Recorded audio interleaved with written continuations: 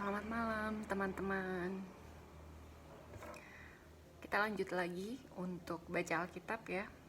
Kita akan menyelesaikan Injil Matius dan lanjut ke Injil Markus. Sebelumnya seperti biasa, kita akan bersatu hati untuk berdoa dulu.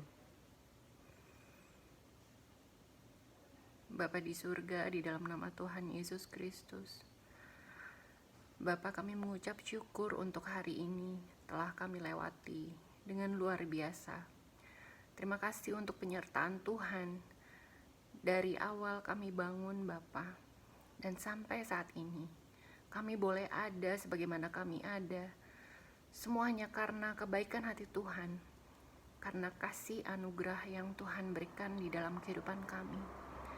Terima kasih untuk penyertaan Tuhan yang luar biasa di dalam kehidupan kami, Bapa. Terima kasih untuk berkat-berkat yang melimpah di dalam kehidupan kami. Terima kasih untuk pemeliharaan-Mu yang sempurna di dalam kehidupan kami. Kami masih boleh tetap hidup, masih tetap boleh bernafas, masih tetap boleh melakukan kegiatan dan aktivitas kami saat ini, Bapa. Kami mengucap syukur untuk semua cinta kasih yang Tuhan berikan di dalam kehidupan kami. Terima kasih Tuhan Yesus. Bapa, malam ini kami ingin melanjutkan untuk membaca Injil, untuk memberitakan kabar baik, kabar sukacita, kabar keselamatan bagi orang yang percaya atas karya terbesar Tuhan yang Engkau pernah datang ke dunia ini, dan Engkau menyelamatkan kami hanya dengan tubuh dan darah-Mu, hanya dengan pengorbanan-Mu di atas kayu salib, hanya dengan semua yang Engkau lakukan kami bisa diselamatkan. Bapa, izinkanlah kiranya Bapa, siapapun yang mendengar firman Tuhan yang kami bacakan pada hari ini, Bapa, boleh dibukakan kebenaran, boleh disingkapkan segala selubung yang ada di mata hati mereka, sehingga dengan mata rohani mereka boleh melihat kebenaran yang sesungguhnya, kebenaran yang ada di salib, di mana terjadi pertukaran antara Engkau dengan kami, Bapa. Iblis tidak ingin setiap manusia tahu tentang hal yang terbesar itu, Bapa. Tetapi Bapa, lewat firman Tuhan ini, kiranya setiap orang yang mendengar, Engkau lembutkan hatinya, Engkau bukakan hati mereka, Bapa, untuk mereka boleh melihat, mereka boleh mengerti, bukan dengan pengertian mereka sendiri, tetapi dengan jamahan Roh Kudus, dengan pengertian yang dari-Mu, dengan Engkau yang mengajarkan, Engkau yang menjamah mereka langsung, pribadi lepas pribadi, Bapa. Biarkanlah yang datang dan mendengar, Bapa, untuk mereka boleh mendengar kebenaran ini, dan mereka diselamatkan, seperti kami yang sudah diselamatkan oleh-Mu, dan yang menjadi percaya atas apa yang telah Engkau lakukan, Bapa. Terima kasih Tuhan Yesus, terima kasih. Berikanlah kami hati yang mendengar, dan kami boleh mengerti setiap isi hati Tuhan untuk kami. Terima kasih. Di dalam nama Tuhan Yesus Kristus kami berdoa dan mengucap syukur. Amin.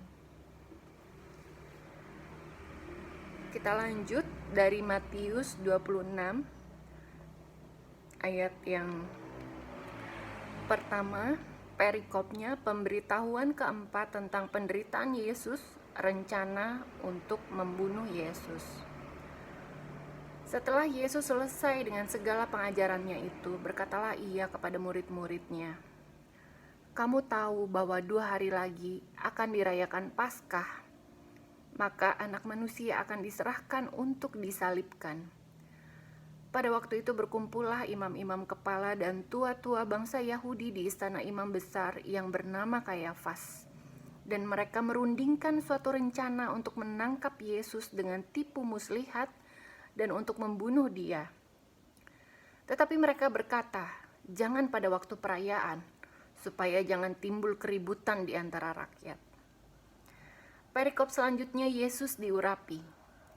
Ketika Yesus berada di Betania, di rumah Simon si kusta, datanglah seorang perempuan kepadanya membawa sebuah buli-buli pualam berisi minyak wangi yang mahal. Minyak itu dicurahkannya ke atas kepala Yesus yang sedang duduk makan. Melihat itu murid-murid gusar dan berkata, "Untuk apa pemborosan ini? Sebab minyak itu dapat dijual dengan mahal dan uangnya dapat diberikan kepada orang-orang miskin." Tetapi Yesus mengetahui pikiran mereka lalu berkata, "Mengapa kamu menyusahkan perempuan ini? Sebab ia telah melakukan suatu perbuatan yang baik padaku. Karena orang-orang miskin selalu ada padamu, tetapi aku tidak akan selalu bersama-sama kamu. Sebab dengan mencurahkan minyak itu ke tubuhku, ia membuat suatu persiapan untuk penguburanku. Aku berkata kepadamu, sesungguhnya di mana saja Injil ini diberitakan di seluruh dunia, apa yang dilakukannya ini akan disebut juga untuk mengingat dia." Perikop selanjutnya Yudas mengkhianati Yesus. Kemudian pergilah seorang dari ke-12 murid itu yang bernama Yudas Iskariot kepada imam-imam kepala. Ia berkata, "Apa yang hendak kamu berikan kepadaku supaya aku menyerahkan dia kepada kamu?" Mereka membayar 30 uang perak kepadanya. Dan mulai saat itu ia mencari kesempatan yang baik untuk menyerahkan Yesus. Perikop selanjutnya, Yesus makan Paskah dengan murid-muridnya. Pada hari pertama dari hari raya roti tidak beragi, datanglah murid-murid Yesus kepadanya dan berkata, "Di mana engkau kehendaki kami mempersiapkan perjamuan Paskah bagimu?" Jawab Yesus, "Pergilah ke kota kepada si Anu dan katakan kepadanya, pesan guru, waktuku hampir tiba. Di dalam rumahmu lah aku mau merayakan Paskah bersama-sama dengan murid-muridku." Lalu murid-muridnya melakukan seperti yang ditugaskan Yesus kepada mereka dan mempersiapkan Paskah. Setelah hari malam, Yesus duduk makan bersama-sama dengan ke-12 murid itu. Dan ketika mereka sedang makan, ia berkata, "Aku berkata kepadamu, sesungguhnya seorang di antara kamu akan menyerahkan aku." Dan dengan hati yang sangat sedih berkatalah mereka seorang demi seorang kepadanya, "Bukan aku ya Tuhan." Ia menjawab, "Dia yang bersama-sama dengan aku mencelupkan tangannya ke dalam pinggan ini, dialah yang akan menyerahkan aku. Anak manusia memang akan pergi sesuai dengan yang ada tertulis tentang dia. Akan tetapi celakalah orang yang olehnya anak manusia itu diserahkan. Adalah lebih baik bagi orang itu sekiranya ia tidak dilahirkan." Yudas yang hendak menyerahkan dia itu menjawab, katanya, "Bukan aku ya Rabi." Kata Yesus kepadanya, "Engkau telah mengatakannya." Perikop selanjutnya, penetapan perjamuan malam. Dan ketika mereka sedang makan, Yesus mengambil roti, mengucap berkat, memecah-mecahkannya lalu memberikannya kepada murid-muridnya dan berkata, "Ambillah, makanlah. Inilah tubuhku." Sesudah itu ia mengambil cawan, mengucap syukur lalu memberikannya kepada mereka dan berkata, "Minumlah kamu semua.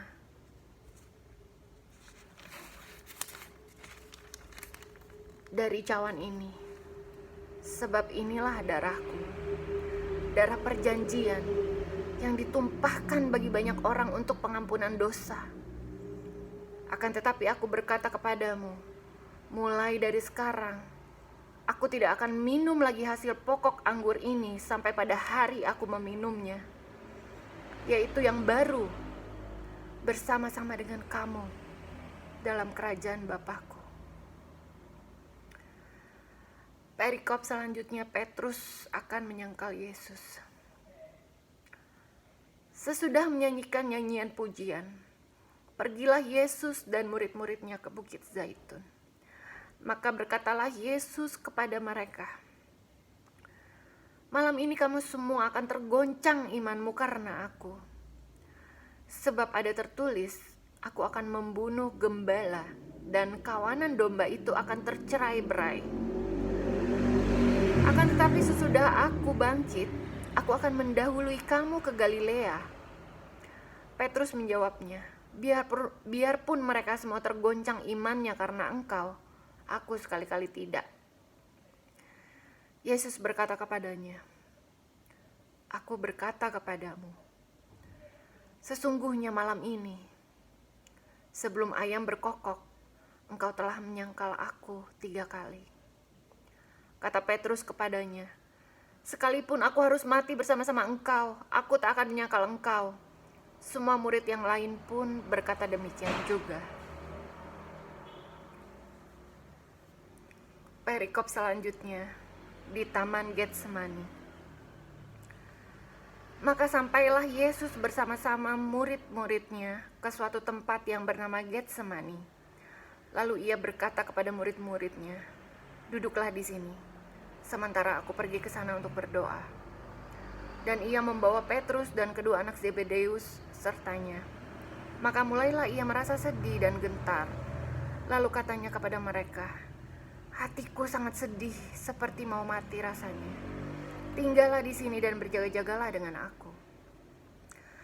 Maka ia maju sedikit, lalu sujud dan berdoa, katanya, ya Bapakku, jikalau sekiranya mungkin, biarlah cawan ini lalu daripadaku. Tetapi janganlah seperti yang ku kehendaki, melainkan seperti yang engkau kehendaki. Setelah itu ia kembali kepada murid-muridnya itu dan mendapati mereka sedang tidur. Dan ia berkata kepada Petrus, tidakkah kamu sanggup berjaga-jaga 1 jam dengan aku? Berjaga-jagalah dan berdoalah, supaya kamu jangan jatuh ke dalam pencobaan. Roh memang penurut, tetapi daging lemah. Lalu ia pergi untuk kedua kalinya dan berdoa, katanya, ya Bapakku, jikalau cawan ini tidak mungkin lalu, kecuali apabila aku meminumnya, jadilah kehendak-Mu. Dan ketika ia kembali pula, ia mendapati mereka sedang tidur, sebab mata mereka sudah berat. Ia membiarkan mereka di situ lalu pergi dan berdoa untuk ketiga kalinya dan mengucapkan doa yang itu juga. Sesudah itu ia datang kepada murid-muridnya dan berkata kepada mereka, tidurlah sekarang dan istirahatlah. Lihat, saatnya sudah tiba, bahwa Anak Manusia diserahkan ke tangan orang-orang berdosa. Bangunlah, marilah kita pergi. Dia yang menyerahkan aku sudah dekat. Perikop selanjutnya, Yesus ditangkap. Waktu Yesus masih berbicara, datanglah Yudas, salah seorang dari ke-12 murid itu, dan bersama-sama dia serombongan besar orang yang membawa pedang dan pentung, disuruh oleh imam-imam kepala dan tua-tua bangsa Yahudi. Orang yang menyerahkan dia telah memberitahukan tanda ini kepada mereka. Orang yang akan kucium, itulah dia, tangkaplah dia. Dan segera ia maju mendapatkan Yesus dan berkata, salam Rabi, lalu mencium dia.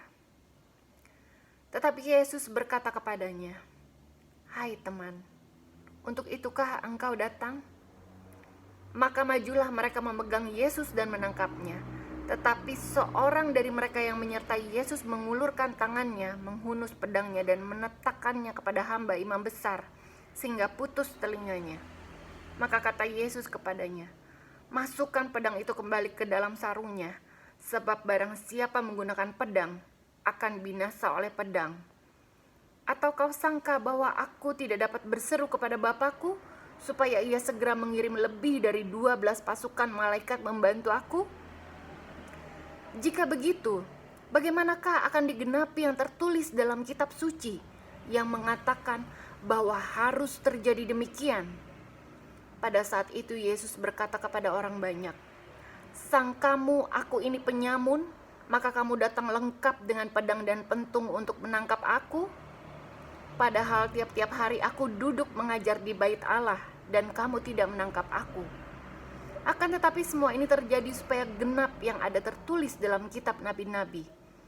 Lalu semua murid itu meninggalkan dia dan melarikan diri. Perikop selanjutnya, Yesus di hadapan mahkamah agama. Sesudah mereka menangkap Yesus, mereka membawanya menghadap Kayafas, imam besar. Di situ telah berkumpul ahli-ahli Taurat dan tua-tua. Dan Petrus mengikuti dia dari jauh sampai ke halaman imam besar. Dan setelah masuk ke dalam, ia duduk di antara pengawal-pengawal untuk melihat kesudahan perkara itu. Imam-imam kepala malah seluruh mahkamah agama mencari kesaksian palsu terhadap Yesus, supaya ia dapat dihukum mati. Tetapi mereka tidak memperolehnya, walaupun tampil banyak saksi dusta.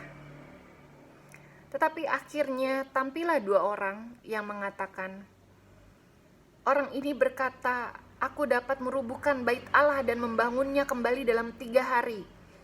Lalu imam besar itu berdiri dan berkata kepadanya, "Tidakkah engkau memberi jawab atas tuduhan-tuduhan saksi-saksi ini terhadap engkau?" Tetapi Yesus tetap diam. Lalu kata imam besar itu kepadanya, "Demi Allah yang hidup, katakanlah kepada kami, apakah engkau Mesias, anak Allah atau tidak?" Jawab Yesus, "Engkau telah mengatakannya. Akan tetapi aku berkata kepadamu, mulai sekarang kamu akan melihat Anak Manusia duduk di sebelah kanan yang Maha Kuasa dan datang di atas awan-awan di langit." Maka imam besar itu mengoyakkan pakaiannya dan berkata, "Ia menghujat Allah. Untuk apa kita perlu saksi lagi? Sekarang telah kamu dengar hujatnya. Bagaimana pendapat kamu?" Mereka menjawab dan berkata, "Ia harus dihukum mati." Lalu mereka meludahi mukanya dan meninjunya. Orang-orang lain memukul dia dan berkata, "Cobalah katakan kepada kami, hai Mesias, siapakah yang memukul engkau?" Perikop selanjutnya, Petrus menyangkal Yesus.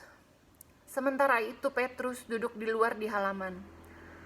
Maka datanglah seorang hamba perempuan kepadanya, katanya, "Engkau juga selalu bersama-sama dengan Yesus orang Galilea itu." Tetapi ia menyangkalnya di depan semua orang, katanya, "Aku tidak tahu apa yang kau maksud." Ketika ia pergi ke pintu gerbang, seorang hamba lain melihat dia dan berkata kepada orang-orang yang ada di situ, "Orang ini bersama-sama dengan Yesus orang Nazaret itu." Dan ia menyangkalnya pula dengan bersumpah, "Aku tidak kenal orang itu." Tidak lama kemudian, orang-orang yang ada di situ datang kepada Petrus dan berkata, "Pasti engkau juga salah seorang dari mereka, itu nyata dari bahasamu." Maka mulailah Petrus mengutuk dan bersumpah, "Aku tidak kenal orang itu." Dan pada saat itulah berkokoklah ayam. Maka teringatlah Petrus akan apa yang dikatakan Yesus kepadanya, "Sebelum ayam berkokok, engkau telah menyangkal aku 3 kali." Lalu ia pergi keluar dan menangis dengan sedihnya.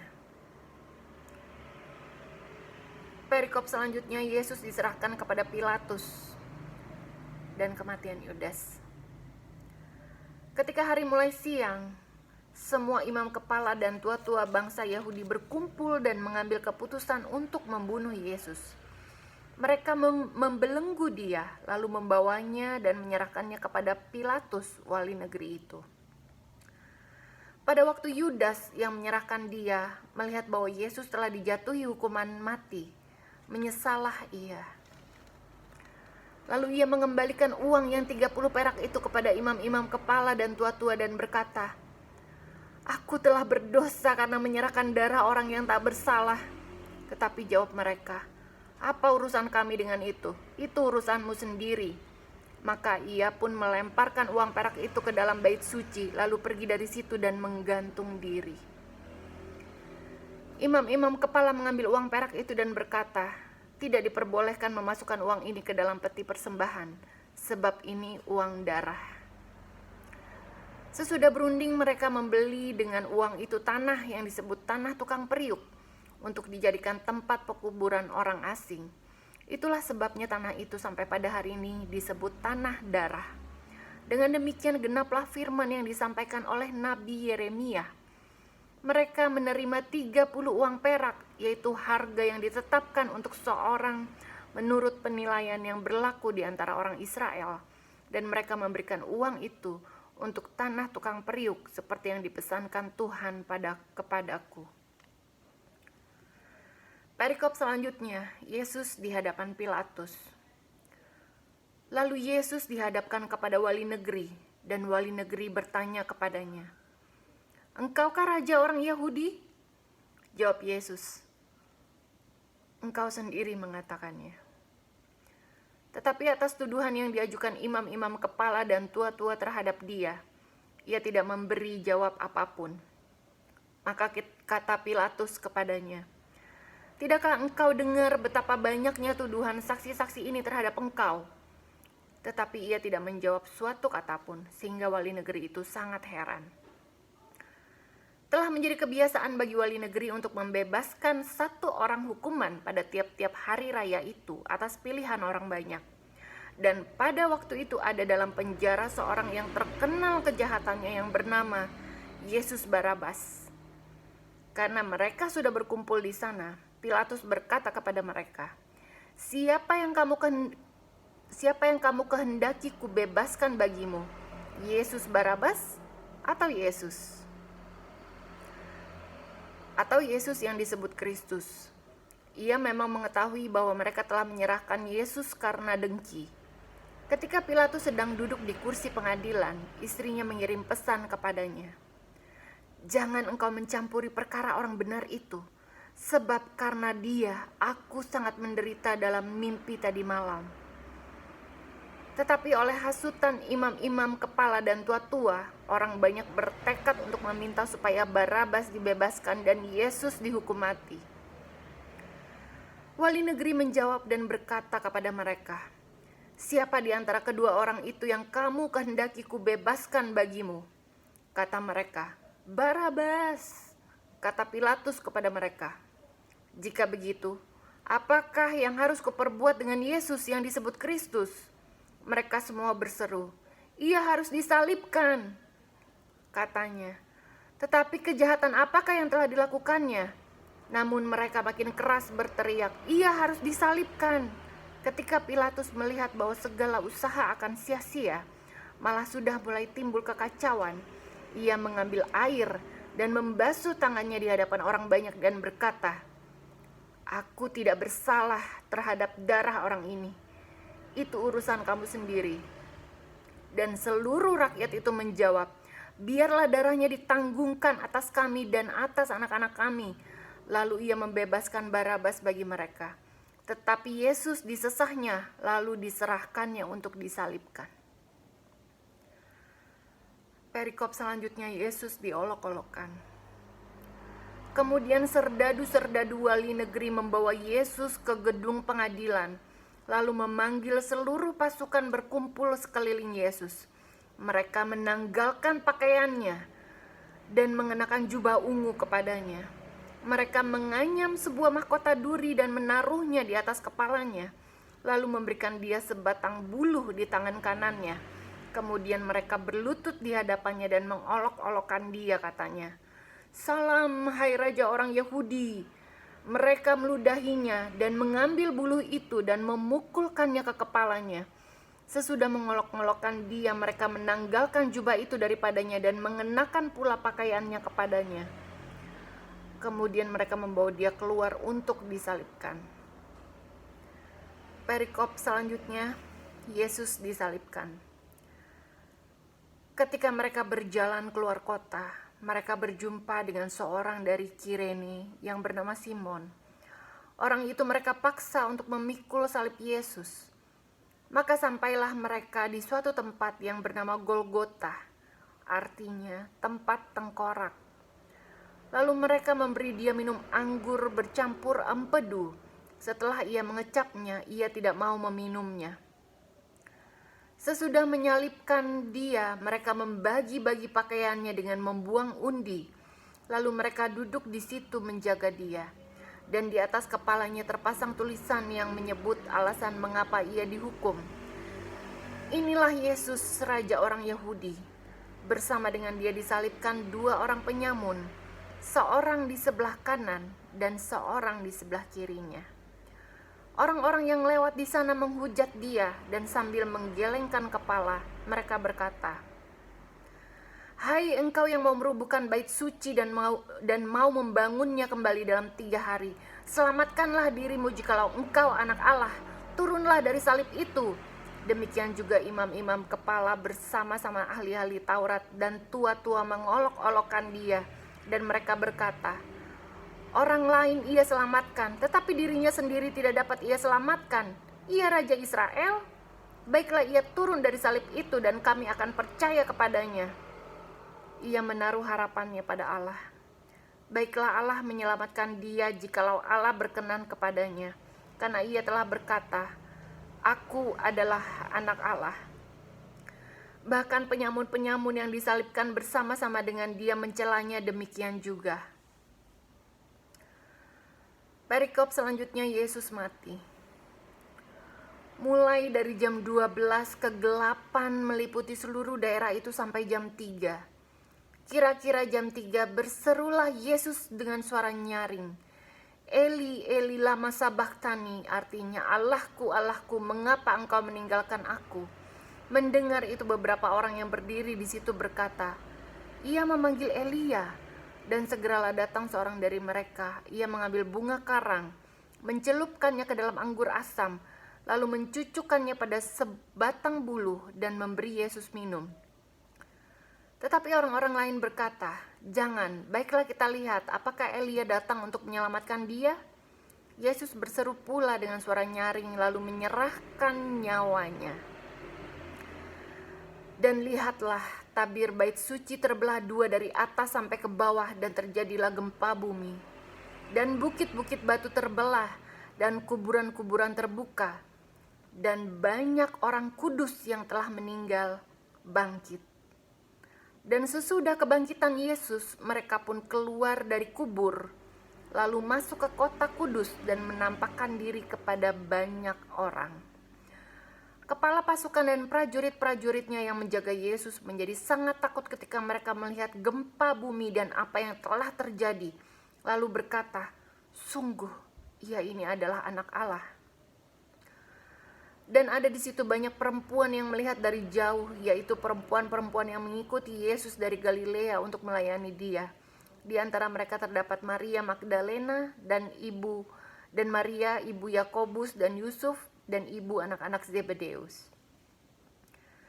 Perikop selanjutnya, Yesus dikuburkan. Menjelang malam datanglah seorang kaya, orang Arimatea, yang bernama Yusuf dan yang telah menjadi murid Yesus juga. Ia pergi menghadap Pilatus dan meminta mayat Yesus. Pilatus memerintahkan untuk menyerahkannya kepadanya, dan Yusuf pun mengambil mayat itu, mengapaninya dengan kain lenan yang putih bersih, lalu membaringkannya di dalam kuburnya yang baru, yang digalinya di dalam bukit batu. Dan sesudah menggulingkan sebuah batu besar ke pintu kubur itu, pergilah ia. Tetapi Maria Magdalena dan Maria yang lain tinggal di situ duduk di depan kubur itu. Perikop selanjutnya, kubur Yesus dijaga. Keesokan harinya, yaitu sesudah hari persiapan, datanglah imam-imam kepala dan orang-orang Farisi bersama-sama menghadap Pilatus. Dan mereka berkata, "Tuan, kami ingat bahwa si penyesat itu sewaktu hidupnya berkata, 'Sesudah 3 hari aku akan bangkit.' Karena itu perintahkanlah untuk menjaga kubur itu sampai hari yang ketiga. Jikalau tidak, murid-muridnya mungkin datang untuk mencuri dia, lalu mengatakan kepada rakyat, ia telah bangkit dari antara orang mati, sehingga penyesatan yang berakhir akan lebih buruk akibatnya daripada yang pertama." Kata Pilatus kepada mereka, Ini penjaga-penjaga bagimu. Pergi dan jagalah kubur itu sebaik-baiknya. Maka pergilah mereka, dan dengan bantuan penjaga-penjaga itu mereka mematerai kubur itu dan menjaganya. Perikop selanjutnya, kebangkitan Yesus. Setelah hari Sabat lewat, menjelang menyingsingnya fajar pada hari pertama minggu itu, pergilah Maria Magdalena dan Maria yang lain menengok kubur itu. Maka terjadilah gempa bumi yang hebat, sebab seorang malaikat Tuhan turun dari langit dan datang ke batu itu dan menggulingkannya, lalu duduk di atasnya. Wajahnya bagaikan kilat dan pakaiannya putih bagaikan salju, dan penjaga-penjaga itu gentar ketakutan dan menjadi seperti orang-orang mati. Akan tetapi malaikat itu berkata kepada perempuan-perempuan itu, "Janganlah kamu takut, sebab aku tahu kamu mencari Yesus yang disalibkan itu. Ia tidak ada di sini, sebab ia telah bangkit sama seperti yang telah dikatakannya. Mari, lihatlah tempat ia berbaring, dan segeralah pergi dan katakanlah kepada murid-muridnya bahwa ia telah bangkit dari antara orang mati. Ia mendahului kamu ke Galilea. Di sana kamu akan melihat dia. Sesungguhnya aku telah mengatakannya kepadamu." Mereka segera pergi dari kubur itu dengan takut dan dengan sukacita yang besar dan berlari cepat-cepat untuk memberitahukannya kepada murid-murid Yesus. Tiba-tiba Yesus berjumpa dengan mereka dan berkata, "Salam bagimu." Mereka mendekatinya dan memeluk kakinya serta menyembahnya. Maka kata Yesus kepada mereka, "Jangan takut. Pergi dan katakanlah kepada saudara-saudaraku supaya mereka pergi ke Galilea, dan di sanalah mereka akan melihat aku." Perikop selanjutnya, dusta Mahkamah Agama. Ketika mereka di tengah jalan, datanglah beberapa orang dari penjaga itu ke kota dan memberitahukan segala yang terjadi itu kepada imam-imam kepala. Dan sudah berunding dengan tua-tua, mereka mengambil keputusan lalu memberikan sejumlah besar uang kepada serdadu-serdadu itu dan berkata, "Kamu harus mengatakan bahwa murid-muridnya datang malam-malam dan mencurinya ketika kamu sedang tidur. Dan apabila hal ini kedengaran oleh wali negeri, kami akan berbicara dengan dia sehingga kamu tidak beroleh kesulitan apa-apa." Mereka menerima uang itu dan berbuat seperti yang dipesankan kepada mereka. Dan cerita ini tersiar di antara orang Yahudi sampai sekarang ini. Perikop selanjutnya, perintah untuk memberitakan Injil. Dan ke-11 murid itu berangkat ke Galilea, ke bukit yang telah ditunjukkan Yesus kepada mereka. Ketika melihat dia, mereka menyembahnya. Tetapi beberapa orang ragu-ragu. Yesus mendekati mereka dan berkata, "Kepadaku telah diberikan segala kuasa di sorga dan di bumi. Karena itu pergilah, jadikanlah semua bangsa muridku, dan baptislah mereka dalam nama Bapa dan Anak dan Roh Kudus, dan ajarlah mereka melakukan segala sesuatu yang telah kuperintahkan kepadamu. Dan ketahuilah, aku menyertai kamu senantiasa sampai kepada akhir zaman." Amin, puji Tuhan, terima kasih. Kita sudah membaca firman Tuhan hari ini. Saya percaya firman Tuhan ini bisa sangat memberkati kita semua, dan kita juga boleh mendapatkan damai sejahtera dari Tuhan dan sukacita yang dari Tuhan Yesus. Semakin dikuatkan iman kita dan kita bersama-sama memberitakan Injil, kabar baik, sukacita, keselamatan bagi semua orang yang percaya akan apa yang sudah Tuhan Yesus lakukan di atas kayu salib. Terima kasih teman-teman semua. Saya harap kalian selalu berada dalam keadaan yang sehat-sehat, yang luar biasa, selalu dalam perlindungan Tuhan yang luar biasa dimanapun kalian berada. Terima kasih. Tuhan Yesus memberkati.